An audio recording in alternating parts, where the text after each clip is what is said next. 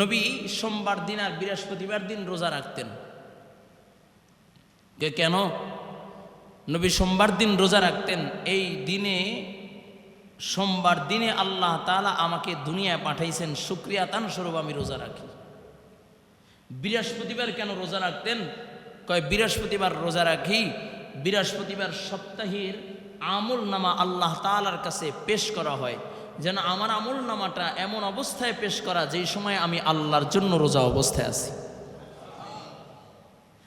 স্বামী স্ত্রীর ভালোবাসা বা আশেক মা আশুকার ভালোবাসা যখন একটু রাগ হয়ে যায়, খানা বন্ধ, এখন একবেলা দুই বেলা যখন খানা বন্ধ করে দেয় তখন পাগল হয়ে যায়, আয় হায় আমার আশেকা, সে পাগল, খানা খাইব না, অস্থির হয়ে যায়।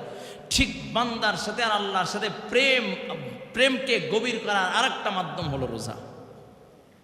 যখন বান্দা আল্লাহর জন্য রোজা রাখা শুরু করে দেয়, আল্লাহ ফেরেশতাদেরকে ডাইকা কয়, তাকা দেখ আমার বান্দাটা আমার মোহাব্বতে রোজা রাখতেছে, খাবার বন্ধ করে দিয়েছে, স্বামী স্ত্রী মেলামেশা বন্ধ করে দিয়েছে, আমার বান্দা আমাকেই চায়, আর রোজাটাতে একমাত্র আল্লাহর জন্য। হ্যাঁ, আমি আল্লাহ আমার বান্দাকে আমার বানায় নিলাম। সুবহানাল্লাহ।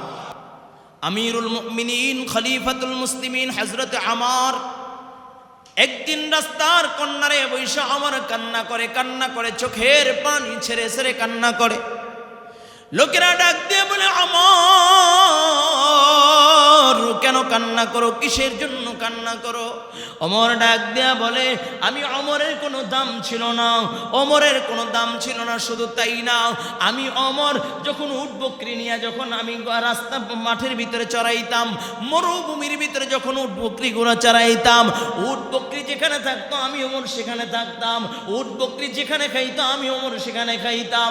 যখন বিকালবেলা রাত্র আমি যখন মরুভূমির ভিতরে উট বকরি চড়াইতাম, উট বকরিগুলো পায়খানা করলে মাঝে মাঝে আমি ওমরের মাথার উপরে পায়খানা করে দিত, দিক নির্ণয় করতে পারতাম না।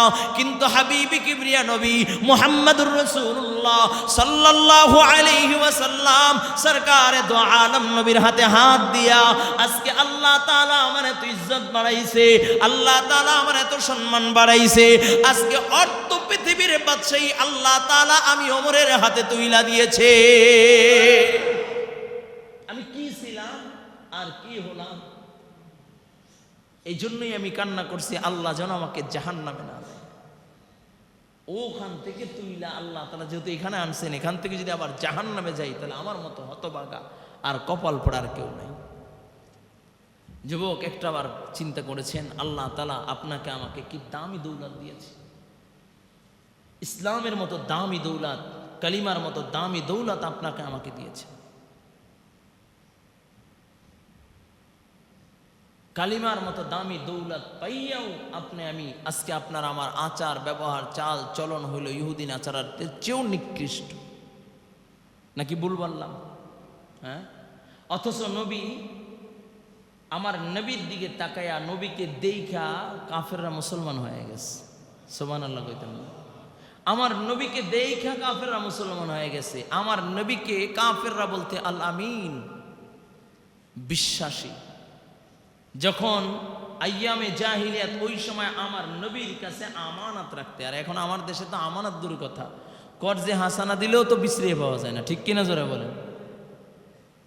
গুম খুন আর অন্যেরটা কেমনে লুটপাট করে খামো এই চিন্তায় থাকে, ঠিক কিনা জোরে বলেন? একজনও দোকান দিছে, 5 জন লইয়া দাঁড়ায় গেছে, এই দোকান দিবা?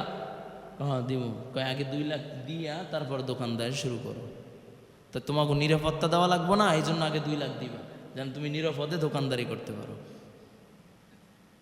নিরাপদে দোকানদারি করতে পারো, এই জন্য ওরে 2 লাখ দেওয়া লাগবে। আল্লাহ আমাদের বোঝার আমল করার তৌফিক দান করুন, জোরে বলুন আমিন। এই জন্য মিলাদুন নবী হলো নবীর সাল্লাল্লাহু আলাইহি ওয়াসাল্লামের জন্ম বৃত্তান্ত। আমিনা ডাক দিয়া বলেন, মুহাম্মদ যখন আমার গর্ভের ভিতরে, আমার মুহাম্মদ যখন আমার গর্ভের ভিতরে, তখন আমার সাথে মারিয়ামের সাথে সাক্ষাৎ হয়ে গিয়েছে। মারিয়াম স্বপ্নের যুগে আমাকে সালাম জানায়, আমার সাথে আসিয়ার সাথে সাক্ষাৎ হয়েছে, আসিয়া আমার সাথে আমাকে সালাম জানায়, আমার সাথে মুসা কালিমুল্লাহর বোনের সাথে সাক্ষাৎ হয়ে গিয়েছে, আমাকে সালাম জানায়। জান্নাতের সার্টিফিকেট প্রাপ্ত 4 জন রমণী আমার সাথে সাক্ষাৎ করেছে, আমাকে সালাম জানায়। শুধু তাই না, ও বাবা ভালো করে বুঝেন, সুফিয়া নবীর ফুফু ডাক দিয়া বলে, ও দুনিয়ার মানুষ শোনো, যখন আমার বাতিজা মুহাম্মদ যখন মায়ের গর্ভের ভিতরে, আমি একদিন রাতের বেলা ঘর থেকে বের হইলাম, আমি তাকাইয়া দেখি আসমানের তারকাগুলো মুহাম্মাদের ঘরের উপরে আসতেছে। আমি তাকাইয়া রইলাম, তাকায় দেখি আসমানের তারকাগুলো মুহাম্মাদের ঘরের পরে চলে আসছে। আমি একটা চিৎকার দিলাম, এমন সময় আওয়াজ আসে, সুফিয়া ভয় পাইও না, রাহমাতাল লিল আলামিন আমিনার ঘরের ভিতরে। সুবহানাল্লাহ। ও কলিজার যুবক ভালো করে বুঝো, আল্লাহর নবী সরকারে দো আলম নবী, রাহমাতাল লিল আলামিন নবী যেদিন দুনিয়া আসবেন, নবী যেদিন দুনিয়া আসবেন, আব্দুল মুতালিব বাইতুল্লাহর সামনে দাঁড়াইয়া রইল। একবার আমিনার ঘরের সামনে আসে, আবার বাইতুল্লাহর সামনে যায়, আবার আমিনার ঘরের সামনে আসে, আবার বাইতুল্লাহর সামনে যায়। সিরাত ইবনে হিশামের ভিতরে লেখে, আব্দুল মুতালিব বাইতুল্লাহর সামনে দাঁড়াইয়া রাত ভর অপেক্ষা করতেছে কোন সময় আমার নাতি আসবে। আবার আব্দুল মুতালিব হঠাৎ করে তাকাইয়া দেখে বাইতুল্লাহর সামনে যে মূর্তিগুলো দাঁড়ানো ছিল, মূর্তিগুলো টাস টাস করিয়া জমিনের ভিতরে পড়িয়া যায়, চূর্ণ বিচূর্ণ হইয়া যায়, বাইতুল্লাহর দেওয়ালটা আলোকিত হইয়া যায়। আব্দুল মুতালিব চিন্তা করলেন, কেন এই আলোকিত হইল? একটা দৌড় দিয়েছে আমিনার ঘরের সামনে, ডাক দেয়া বলে, আমিনা আমার নাতি কি দুনিয়া আসছে, আমার বুকে দাও। ডাক দেয়া বলে, আব্বা জান অপেক্ষা করেন, সবে মাত্র আপনার নাতি দুনিয়া আসলো। আব্দুল মুতালিব ডাক দিয়া বলে, সিরাত ইবনে হিশামের ভিতরে লেখে, যখন নবী মুহাম্মদুর রাসূলুল্লাহ, শিশু নবী মুহাম্মদুর রাসূলুল্লাহ দুনিয়া আসে, নবীর চেহারার আলোতে বাইতুল্লাহ আলোকিত হইয়া যায়। মক্কার ভিতরে বাইতুল্লাহর ভিতরে 360টা মূর্তি ছিল, লাত, উজ্জা, মানাত, এগুলো শুনছেন না নাম? এই সব মূর্তিগুলো চূর্ণ বিচূর্ণ হয়ে যায়। আমরা তো এখন সামান্য একটু পাওয়ার পাইলে মূর্তি বানাই। নবী আসছেন মূর্তি দমন করার জন্য, মূর্তি বানানোর জন্য নয়। ও যুবক ভালো করে বুঝো, নবী যখন দুনিয়া আসেন, আমিনা ডাক দিয়া বলে, যেই মাত্র আমার সন্তান মুহাম্মদ দুনিয়া আসে, আমার সন্তান জন্মগ্রহণ করে এমন একটা টাইমে সবে সাদেকের সময়, আমার সন্তান দুনিয়া আসার সাথে সাথে পুরা ঘরটা আলোকিত হইয়া যায়, পুরা ঘরটা আলোকিত হইয়া যায়। আমি আমার সন্তানের দিকে তাকায়া দেখি, আমার সন্তানটা সিজদায় পড়ে তখনও গুনগুন করে কান্দে। আমার সন্তানটা শাহাদাত আঙ্গুলি উঠাইয়া কি যেন বলে। হঠাৎ করে আমার ঘরটা আলোকিত অন্ধকার হইয়া যায়। আমি চিন্তায় পড়ে গেলাম, জিন্নাতের কারণে আমার সন্তানটাকে আবার জিন্নাত নিয়ে গেল নাকি, ভয় পেয়ে গেলাম। আমি কান্না শুরু করে দিলাম। হঠাৎ করে আওয়াজ আসে, আমিনা কান্না কইরো না, কান্না কইরো না, তোমার সন্তান যেই মাত্র দুনিয়া আসে, সমস্ত মাখলুকাতরা এক নজর দেখতে চায়, আসমানের ফেরেশতারা এক নজর দেখতে চায়। আমি আল্লাহ তোমার সন্তানকে রাহমাতাল লিল আলামিনকে মাশরিক থেকে মাগরিব, শিমাল থেকে জুনুব, আমি আল্লাহ পুরা জমিনের ভিতরে আসমানের ভিতরে ঘুরাইয়া তোমার সন্তানকে আবার তোমার কোলের ভিতরে ফিরাইয়া দিব। সুবহানাল্লাহ। ও কলেজার যুবক ভালো করে বুঝো, আল্লাহর নবী রাহমাতাল লিল আলামিন নবী যেদিন দুনিয়া আসবে, তার আগে মক্কার ভিতরে একাধারে 1 মাস পর্যন্ত কোনো পানি নাই। জমজম কূপ হারায় গেছেন, জমজম কূপের পানি নাই। সব মানুষগুলো পানির কারণে পেরেশান, পানি পায় না। সবাই বলে, আব্দুল মুতালিব ভালো করে শোনো, তুমি মক্কার প্রেসিডেন্ট, মক্কার চেয়ারম্যান, পানির ব্যবস্থা করিয়া দাও। যেদিন নবী দুনিয়া আসবে, আব্দুল মুতালিব ডাক দিয়া কয়, আগামীকালকে, নবী যেদিন দুনিয়া আসবে তার আগের দিন বলে, আগামীকালকে তোমরা অমুক ময়দানে উপস্থিত হইবা, আমরা ওই দিন তোমার জন্য পানির ব্যবস্থা হয়ে যাবে। সবাই বলে, আব্দুল মুতালিব ভালো করে বুঝো, যদি পানির ব্যবস্থা না করতে পারো তাহলে তোমার চেয়ারম্যানগিরি থাকবে না। ও কলেজার যুবক ভালো করে বুঝো, রাহমাতাল লিল আলামিন নবী, দো জাহানের বাদশা নবী মুহাম্মদুর রাসূলুল্লাহ সাল্লাল্লাহু আলাইহি ওয়াসাল্লাম জন্মগ্রহণ করে সকাল 9টা 10টার দিকে। আব্দুল মুতালিব শিশু নবীকে নিয়ে ময়দানের ভিতরে হাজির হইয়া যায়। সব মানুষ যখন ময়দানের ভিতরে হাজির, পানির জন্য যখন হাহাকার, এমন সময় আব্দুল মুতালিব আমার নবীকে আসমানের দিকে উঠাইয়া ডাক দিয়া বলে, আল্লাহ ওগো মালিক, আমার এক সন্তান জবের বিনিময়ে তুমি বাইত জমজমকে উন্মুক্ত করে দিয়েছিলা, আব্দুল্লাহকে জবের বিনিময়ে জমজমকে উন্মুক্ত করে দিয়েছিলা। লম্বা ঘটনা পরে এক সময় বলবো, অনেক লম্বা একটা ঘটনা আছে। 2 নাম্বার, আমার এই সন্তান আব্দুল্লাহর ঔরস থেকে আল্লাহ এই যে আমার হাতের ভিতরে মুহাম্মদ, নিশ্চয়ই তোমার কাছে দামি, নিশ্চয়ই তোমার কাছে দামি, যার বর্ণনা তাওরাতে পাওয়া যায়, যার বর্ণনা ইনজিলে পাওয়া যায়, যার বর্ণনা জাবুরে পাওয়া যায়, সাইফায়ে আদম সাইফায়ে নূহ পাওয়া যায়। আয় আল্লাহ, এই মুহাম্মদকে তোমার দরবারে তুইলা রাখলাম, এর উসিলায় তুমি পানির ব্যবস্থা করিয়া দাও। বলে চাইতে দেরি, আসমানটা মেঘাচ্ছন্ন হইতে দেরি হয় নাই, মুষলধারে বৃষ্টি হওয়া শুরু করলো। বলুন সুবহানাল্লাহ। শুধু তাই না রে বাবা, যখন আল্লাহর নবী সরকারে দো আলম নবী রাহমাতাল লিল আলামিন নবী মুহাম্মদুর রাসূলুল্লাহ সাল্লাল্লাহু আলাইহি ওয়াসাল্লাম যখন দুনিয়া আসেন, ভালো করে বুঝবেন, নবী যখন দুনিয়া আসেন, নবীর মা আমেনা বড় টেনশন, চিন্তা করতেছে। এমন সময় গায়েব থেকে আওয়াজ আসে, আমেনা কেন চিন্তা করো, কিসের জন্য চিন্তা করো? মানুষ ডাক দিয়া বলে, আমেনা কেন চিন্তা করো? কয় আব্দুল্লাহ নাই, এই জন্য চিন্তা করি। কয় আব্দুল্লাহ নাই মানে? কয় আব্দুল্লাহ থাকলে প্রথম সন্তান যখন হয় বাবা খুশি হইয়া যায়, বাবা কোলে কইরা ঘুরায়, বাবা আদর করে খেলনাকে নিয়ে দেয়। আসমান থেকে আওয়াজ আসে, আমেনা চিন্তা কইরো না, চিন্তা কইরো না, আব্দুল্লাহ নাই তাতে কি হয়েছে? এ তো আমার বন্ধু, আমার মুহাব্বতের। তুমি শুধু সূর্যটা অস্ত যাইতে দাও, তাকাইয়া দেখবা আমার বন্ধুর জন্য খেলার সাথে আসমানের চাঁদ আমি আল্লাহ বানায়া দিব। কয় সূর্য যখন ডুবিয়া যায়, 12 ঘন্টা বা 13 ঘন্টার শিশু সন্তান বলে জমিনের ভিতরে শোয়া দিয়েছে, খোলা আকাশের নিচে শোয়া দিয়েছে। মানুষ তাকাইয়া দেখে আসমানের চন্দ্র আল্লাহর নবীর মাথার কিনারায় চলে আসছে। চন্দ্রের সাথে নবী খেলা করে, এটাকেই বলা হয় মিলাদুন নবী, এটাকেই বলা হয় মিলাদুন নবী। এটা আলোচনা যত করবেন তত সওয়াব, যত শুনবেন তত সওয়াব, পালনের কিছু নাই। কিন্তু আমরা মিলাদ বলতে বুঝি কি? কেক কাটবো, এরপর মিছিল করব, নারী পুরুষে একত্র হইয়া রেলি করব। না না না, এর দ্বারা নবীর আদর্শ বাস্তবায়ন হয় না। এই যারা রেলি করবে 12ই রবিউল আউয়াল, দেখেন অধিকাংশ ফজরের নামাজই পড়ে না। কি কন, নাকি ভুল বললাম? আচ্ছা, নবীর উপরে আপনি কেক কাটবেন, জন্মদিন পালন করবেন, আমি একটা প্রশ্ন ছড়ে দিই, জবাব দিবেন। একই বাবার 2 সন্তান বা একই বাবার সন্তান ধরেন, আজকে জন্মগ্রহণ করলো, আবার আজকেই দুনিয়ার থেকে বিদায় নিল, এই বাবা কি জন্মদিন পালন করবে না তার মৃত্যুবার্ষিকী পালন করবে? কথা হয় না, একটু জোরে বলেন। তার জন্য দোয়া করবে নাকি কেক টেক কাইটা আনন্দ উল্লাস করবে?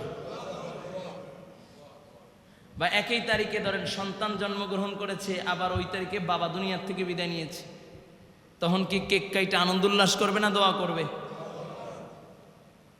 কারণ যাকে ভালোবাসি সে তো এই দিনেই দুনিয়ার থেকে বিদায় নিয়েছে, তখন আনন্দ আসে না। যদি আনন্দ উল্লাস করতেও যাই, তখন মানুষ বলবে বোকা, এটা পাগল। ঠিক কিনা? ঠিক কিনা? যদিও সীমিত সময়ের জন্য ধরে নেই, যেহেতু ইখতিলাফ আছে, 12ই রবিউল আউয়াল নবী দুনিয়া আসছেন, 12ই রবিউল আউয়াল সীমিত সময় ধরলাম, নবী দুনিয়া আসছেন, কিন্তু এটা তো ইখতিলাফ আছে, কিন্তু এই দিনে তো নবী দুনিয়ার থেকে বিদায় নিয়েছেন, এই ভিতরে তো কোনো ইখতিলাফ নাই। তাহলে নবীর যেদিন দুনিয়ার থেকে বিদায় নেয়, ওই দিন উম্মতের করণে ছিল নবীর শানে রোজা রাখা। ঠিক কিনা জোরে বলেন? ওই দিন দরকার ছিল কান্নাকাটি করা, যেমনিভাবে কান্নাকাটি করেছেন সাহাবায়ে কেরাম। কয় নবী যখন দুনিয়ার থেকে বিদায় নেয়, আবু বকর সিদ্দিক রাদিয়াল্লাহু তাআলা, নবী অসুস্থ, আবু বকর নামাজের ইমামতি করেন, ফজরের নামাজ পড়ায়া দেখে নবী একটু হালকা স্বাভাবিক, একটু সুস্থ সুস্থ ভাব।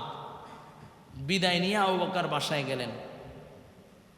এমন সময় খবর চলে আসলো আল্লাহর নবী দুনিয়ায় নাই। ওমর পাশে, যেই মাত্র বলছে আল্লাহর নবী দুনিয়ায় নাই, ওমর পাগল হইয়া তরবারি নিয়ে দাঁড়ায় গেছে। কয়, যে বলবা আল্লাহর নবী দুনিয়ায় নাই তার দেহ থেকে গর্দানটাকে আলাদা করে দিব। যে বলবা নবী দুনিয়ায় নাই দেহ থেকে গর্দানটা আলাদা করে দিব। ভালো করে বুঝেন, হযরত আবু বকর সিদ্দিক রাদিয়াল্লাহু তাআলা সংবাদ শুই না কাঁদতে কাঁদতে দৌড়ে আসে। বেলাল, আমার নবীর মৃত্যুর সংবাদ শুই না, আমার নবীর ইন্তেকালের সংবাদ শুই না, পাগল হয়ে গেছে। নবীর একটা পালিত গাধা ছিল, গাধা। এই গাধাটা আমার নবীর ইন্তেকালের সংবাদ শুই না, লাফাইতে লাফাইতে পাগল হয়ে কূপের ভিতরে ঝাঁপ দিয়ে আত্মহত্যা করে ফেলছে। ওদের জন্য শরীয়তের বিধান নেই। সাহাবায়ে কেরাম পাগল পাড়া মদিনার ছোট ছোট দুধের বাচ্চারা মায়ের স্তনে দুধ পান করা বন্ধ করে দিয়েছে, মায়ের স্থানে মুখ লাগায় না। ছোট ছোট বাচ্চারা কান্দে, নবী নাই। সাহাবায়ে কেরাম পাগল পাড়া। ওমর বারবার দৌড়ে আর কয়, এই যে বলবা নবী নাই, আমি ওমর দেহ থেকে গর্দানটা আলাদা করে দিব। হযরত আবু বকর সিদ্দিক রাদিয়াল্লাহু তাআলা আনহু আয়েশা সকলকে শান্ত করলেন, একটা বক্তব্য দিলেন, ভাষণ দিলেন। সবাই কান্না শুরু করলেন। ওমর নিজের হাতের তরবারি ফালায় দিলেন। শুধু কান্নার আওয়াজ। নবীর বিরহ বেদনায় মদিনার মানুষের খাবার দাবার ভুলে গিয়েছে। নবীর বিরহ বেদনায় মদিনার মানুষ কান্না করতে করতে চোখের নিচে ঘাও করে ফেলছে, পাগল হয়ে গিয়েছে। আর সেই নবীর বিদায়ের দিনে যদি আমরা কেউ আনন্দ উল্লাস আর নারী পুরুষ একত্রিত হইয়া মিছিল করি আর র্যালি করি, ফজরের নামাজ বাদ দিয়া কেক কাটি, এটা নবীর কোন আদর্শ হতে পারে না। নবীর আদর্শ বাস্তবায়নের নামে নবীর সুন্নাতকে অবমাননা হবে, ঠিক কিনা জোরে বলেন। আল্লাহ, এই জন্য আমাদের করণীয় হলো, যারা পারি ইনশাআল্লাহ রোজা রাখবেন 12ই রবিউল আউয়াল। নবী সোমবার দিন আর বৃহস্পতিবার দিন রোজা রাখতেন। কেন নবী সোমবার দিন রোজা রাখতেন? এই দিনে, সোমবার দিনে আল্লাহ তাআলা আমাকে দুনিয়ায় পাঠাইছেন, শুকরিয়াতান স্বরূপ আমি রোজা রাখি। বৃহস্পতিবার কেন রোজা রাখতেন? কয়, বৃহস্পতিবার রোজা রাখি, বৃহস্পতিবার সপ্তাহের আমল নামা আল্লাহ তাআলার কাছে পেশ করা হয়, যেন আমার আমল নামাটা এমন অবস্থায় পেশ করা যেই সময় আমি আল্লাহর জন্য রোজা অবস্থায় আছি।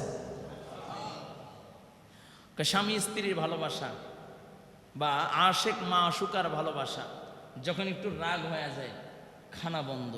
এখন একবেলা দুই বেলা যখন খানা বন্ধ করে দেয় তখন পাগল হয়ে যায়, আয় হায় আমার আশেকা, সে পাগল, খানা খাইব না, অস্থির হয়ে যায়। ঠিক বান্দার সাথে আর আল্লাহর সাথে প্রেমকে গভীর করার আরেকটা মাধ্যম হলো রোজা। যখন বান্দা আল্লাহর জন্য রোজা রাখা শুরু করে দেয়, আল্লাহ ফেরেশতাদেরকে ডাইকা কয়, তাকায়া দেখ আমার বান্দাটা আমার মোহাব্বতে রোজা রাখতেছে, খাবার বন্ধ করে দিয়েছে, স্বামী স্ত্রী মেলামেশা বন্ধ করে দিয়েছে, আমার বান্দা আমাকেই চায়। আর রোজাটাতে একমাত্র আল্লাহর জন্য হয়, আমি আল্লাহ আমার বান্দাকে আমার বানায় নিলাম। সুবহানাল্লাহ। আল্লাহ কবুল করুন, বলুন আমিন। এই জন্য যুবক ভাইরা আমার, 12ই রবিউল আউয়াল আমাদের করণীয় কি বলেন? যদি সম্ভব হয় রোজা রাখবে ইনশাআল্লাহ। এটা ওয়াজিব, ফরজ বা সুন্নাত এমন কিছু না, এটা হলো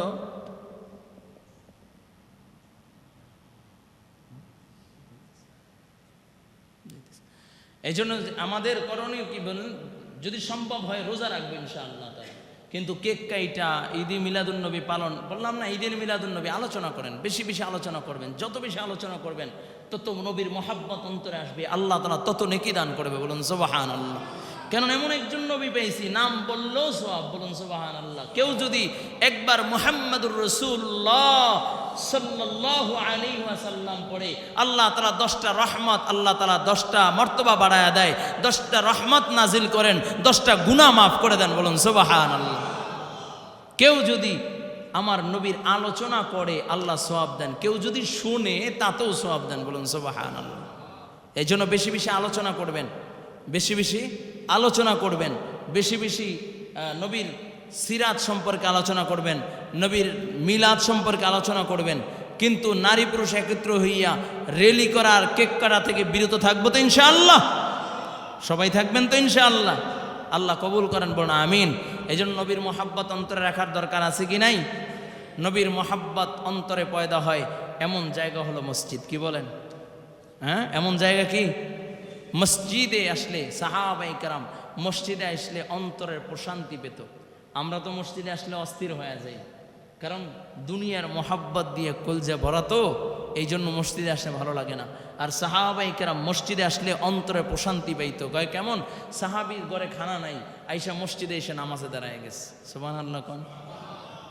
বাসায় গেছে, কতক্ষণ নামাজ পইরা দোয়াটা করে বাসায় গেছে। কয় বিবি খানা হয়েছে? কয় না, খানার তো কোনো ব্যবস্থা নাই। কয় তাহলে আমি মসজিদে গেছি যে আমার নামাজটা হয় নাই, তাহলে নামাজ করতে উজু করা লাগে। আবার উজু করে আবার নামাজে দাঁড়ায় গেছে, আবার গেছে। কয় না, কোনো ব্যবস্থা হয় নাই। আবার উজু করে নামাজে দাঁড়ায় গেছে, আবার গেছে। কয় না। চতুর্থবার যখন বাসায় গেছে, কয় সবে মাত্র ঘরের কোনায় চাক্কি উঠছে, চাক্কি থেকে আটা বাইর হইতেছে, তা আমি আটা গইলা খামিরা বানায়া রুটি বাজতেছি, অপেক্ষা করেন, সামনে দিচ্ছি। বলুন সুবহানাল্লাহ। কয় কোথায়? দেখি তো। দেখতে গিয়ে হাত দিয়ে জাগাইছি তো আটা আসা বন্ধ করে গেছে। সাহাবী পাগল হয়ে গেছে, কি হলো, আটা বন্ধ কেন? নবীর কাছে গেছে, নবী এই অবস্থা, নামাজে দাঁড়াইলাম, আটা চালু হইলো, আবার জাগাইলাম, বন্ধ হয়ে গেছে। নবীর ডাক দিয়ে কয়, তুমি যে মসজিদে যায় আল্লাহর সাথে যে সম্পর্কটা লাগাইছো, আল্লাহ তাআলা তোমার ঘরের থেকে আটার খাজান আল্লাহ তাআলা বাইর করে দিয়েছে, তো আল্লাহর কুদরতে হাত দিয়েছে, তো আল্লাহ বন্ধ করে দিয়েছে। যে বন্ধ না করতা, কিয়ামত পর্যন্ত যত উম্মত আমার আসতো, এই আটা খেয়েও তারপর শেষ করতে পারতো না। বলুন সুবহানাল্লাহ। এই জন্য মসজিদ হলো বরকতের জায়গা। মসজিদ কি বলেন?